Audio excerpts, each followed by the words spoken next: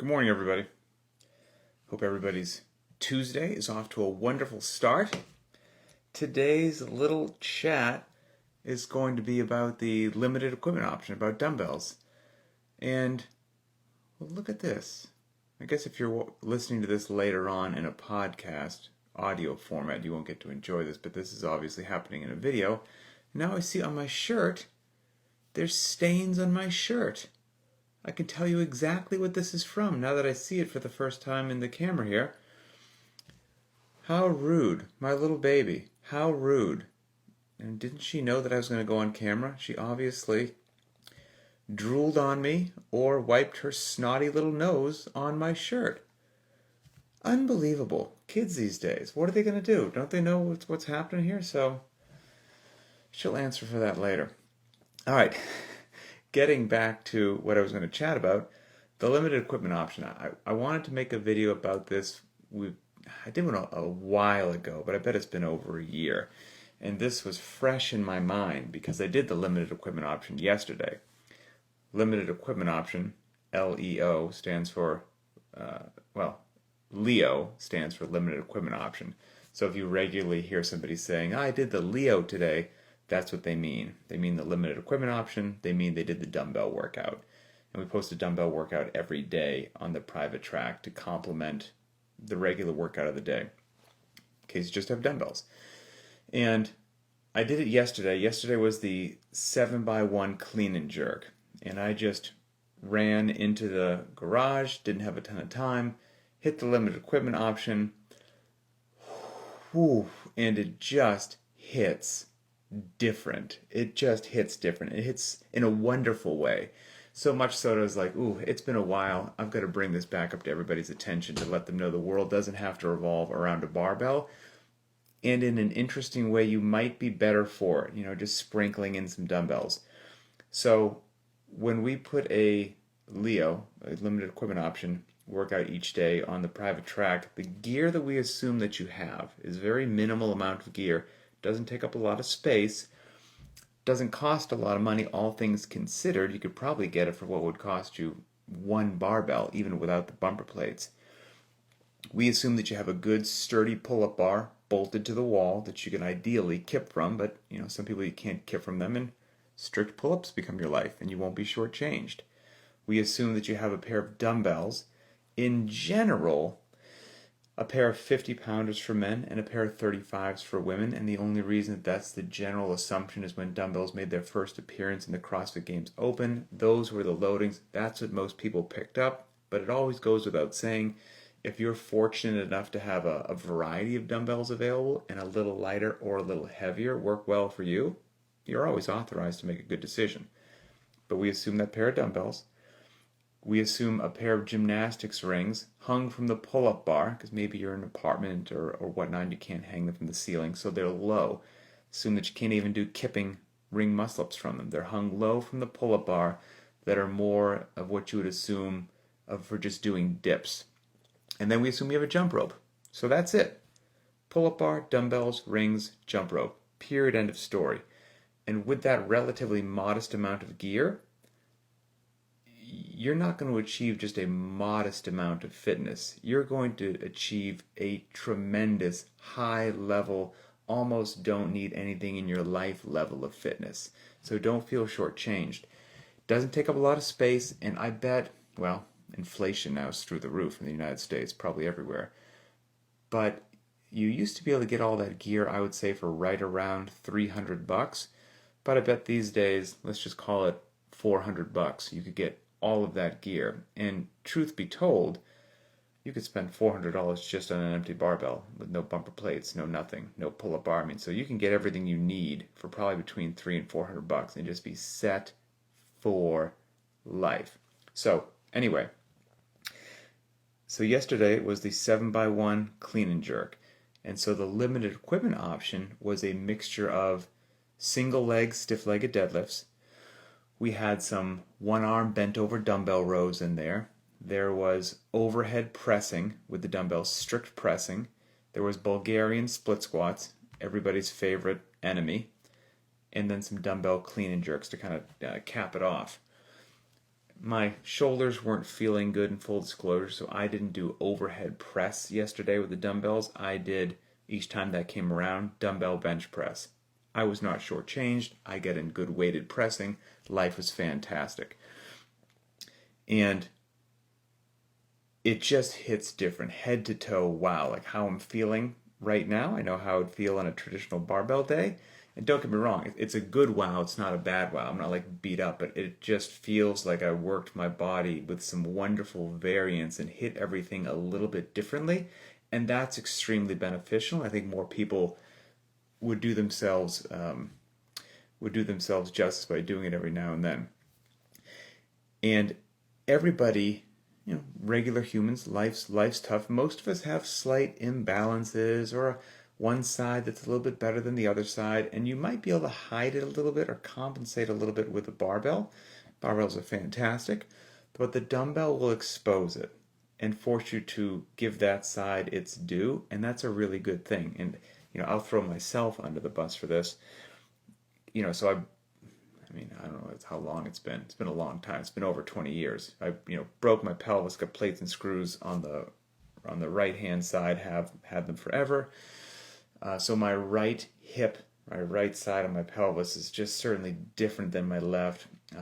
Even just with regards to like balance and things like that. That's my bad side, so to speak.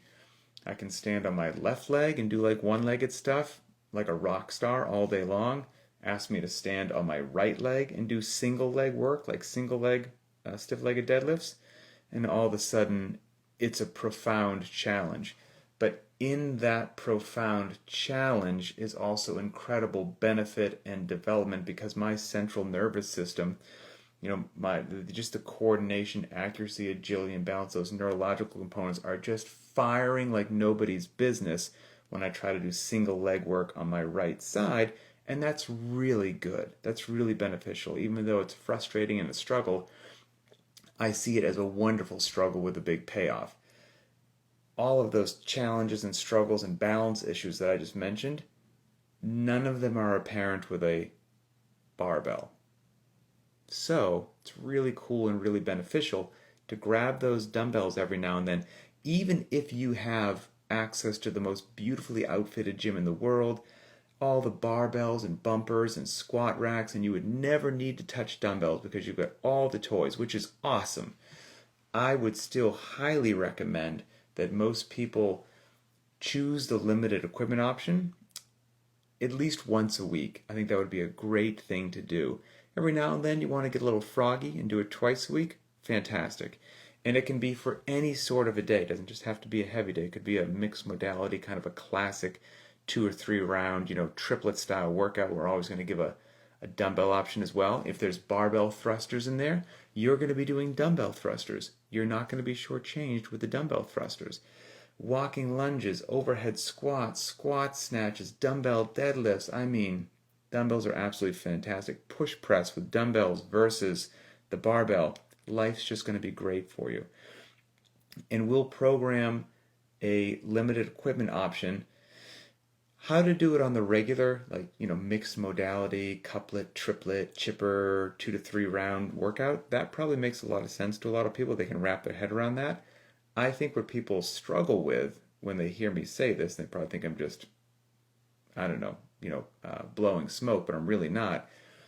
The benefit that you'll get, even with the dumbbells, on a classic heavy day, which yesterday was, 7x1 clean and jerk, it's fantastic. And we'll program a limited equipment option, even if it's a 7x2 back squat, which you're certainly going to back squat way more load with a barbell than if you just have a pair of 50-pound dumbbells or a pair of 35s. So you'll probably think you're getting shortchanged. I get it. That's logical. A 7x1 snatch day, a 5x5 deadlift day, doesn't matter. Whatever the heavy day is, we're going to give you a limited equipment option, and it will deliver the goods. Now, this might have been harder for me to sell as fact and not opinion 5 or 6 years ago. But with every year that goes by, and as Linchpin grows, there's more data points, I feel far more comfortable saying this as a factual statement than a statement of opinion. So if you don't have a barbell and it's a heavy day, it's a 5x5 deadlift or whatnot, and you give somebody a dumbbell workout and it seems to work well for them, that's great, obviously. That's one person, it's one data point. Did you get lucky? I don't know, maybe. Then it works for a second person. Well, that's cool. It's twice as many as one, but it's still only two people. But then as that data segment grows, all of a sudden you can very confidently say, we're onto something great here that works really well for the overwhelming majority of people most of the time. And that's where we are now with the limited equipment option. So it's been around for years. We've got thousands of people in Linchpin, providing their data points on Beyond the Whiteboard and all that good stuff. And I can say with full confidence that the dumbbells not only work, they work profoundly well. Fitness will be achieved, and it won't be just a medium level of fitness. You can be a ferocious fitness animal just with the dumbbells, just with what the limited equipment option dictates. Pull-up bar, dumbbells, rings, jump rope. And with those, obviously you know what you can do from the pull-up bar. But with those low rings, the low rings are magical. Magical. And that's not hyperbole. You can do, even without high rings, first of all, you've got all you need to get towards a regular pull-up. Because with the rings, you can do ring rows. And everybody should do more ring rows. What a fantastic body weight pull. If you have your body straight up and down, you're barely going back and forth, you can make ring rows rather easy and accessible to darn near anybody. As your pulling strength increases, you just move your feet so that your body's at more of a steeper angle, and the ring rows get significantly tougher. And you can keep playing this game until your feet are on a box or a chair or a bench, your body's parallel with the ground, you're rowing the rings to your chest.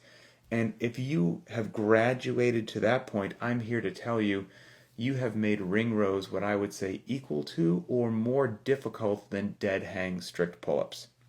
And you can get there on your own pace. So rings are fantastic. Low rings are amazing. And again, you don't need a lot of space. They're 100% awesome. And then for the ring muscle-ups, we've got a couple of videos on the Linchpin YouTube channel under, I don't know what the playlist is, movement demos, instructional videos, something. 2 different videos on low ring muscle-ups where same technique, but basically you've got the ring set low, your butt's barely touching the ground, your legs are out in front of you, and you're doing a leg-assisted ring muscle-up that kind of like how the ring rows are infinitely scalable, the low ring muscle-ups are as well. If you're brand new, you'll use a large amount of leg assist and not so much of the upper body, but you're still learning the transition and the technique behind it, which is great to control the rings and where they need to be. And then as you gradually improve, you use less and less and less leg and more upper body. And if you stick with it and you're patient, you can develop a seated, strict, no-kip ring muscle-up like that. And then when you get to a set of high rings, kipping will seem so easy because you will become such a strong beast on the low rings with no fancy gear, don't need a lot of space. They're amazing. And so with that limited amount of equipment, tremendous fitness is possible. And then it was rather serendipitous, I believe that's the right word, I think I'm using that properly, like a good happy coincidence. I was going to do this video from having done the limited equipment option yesterday, and I think I just posted on Instagram on my story yesterday just a mess of dumbbells and said something like, dumbbells are amazing or fire or something like that. So somebody sent me a direct message, which is really cool. P-Droid, their Instagram handle, and he's been following Linchpin and the limited equipment option for how long now? Since 2017. Okay, how cool is that? He's been following Linchpin anyway. And he's been doing, he says, the limited equipment option for about that long. So here he says, I just had to come tell you I did the 7x1 clean and jerk with a barbell for the first time yesterday since 2017. So wrap your head around that. It's 2022 right now. He did the 7x1 clean and jerk with a barbell for the first time in 5 years, since 2017. He says, I've been doing the limited equipment option for about that long. I do touch a barbell about once a month. That's it, once a month. And I just hit a 40-pound PR on that workout. A 40-pound PR on his clean and jerk with the barbell without really doing it since 2017, and overwhelmingly just touching a pair of dumbbells that most likely don't exceed, 50 pounds in each hand. He says, I'm almost 40 years old, and reiterates, just PR'd 40 pounds over my clean and jerk that I did when I was my 35-year-old self, and I'm mainly training by myself without a barbell. That's phenomenal. That's awesome. And I share that with you. It's super cool, obviously, and helps reinforce, what I was saying. But the larger point, like I said, is that would be really cool. And if I had just one message come my way like that, I would still be like, hey, got this thing that it works, but I'm here to tell you, I'm not sure if it works really well. Seems to work for a couple of people. It's kind of opinion. We're still shaking it out.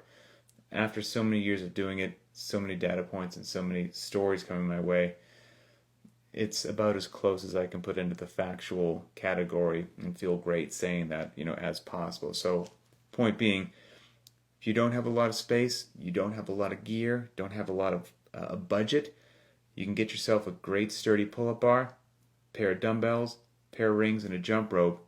Follow that limited equipment option. Dumbbells will be a phenomenal path to fitness. And if you could have the world, okay? This is for most people under most circumstances most of the time. Now you might be a little bit different, so I don't mean to lump everybody into one category, but I would say for the gentleman, if you could have a pair of 50-pound dumbbells and a pair of 35s, that'd be great. Those 50s are really heavy. They're really heavy. And I think you'll be very happy that you have a pair of 35s. On the women's side of the house, if you had a pair of 35s and a pair of 25s, I think you'd be really happy that you also had a pair of 25s at your disposal every now and then, especially for some of those dang Bulgarian split squats or something else. And you might have to go a little lighter, a little heavier, but as a general rule, I think that loading would treat people really, really well and give them a scaling option. So that's it. Have a wonderful day. Enjoy the glorious yet disgusting AMRAP today of burpees and ring muscle-ups. And we'll talk later.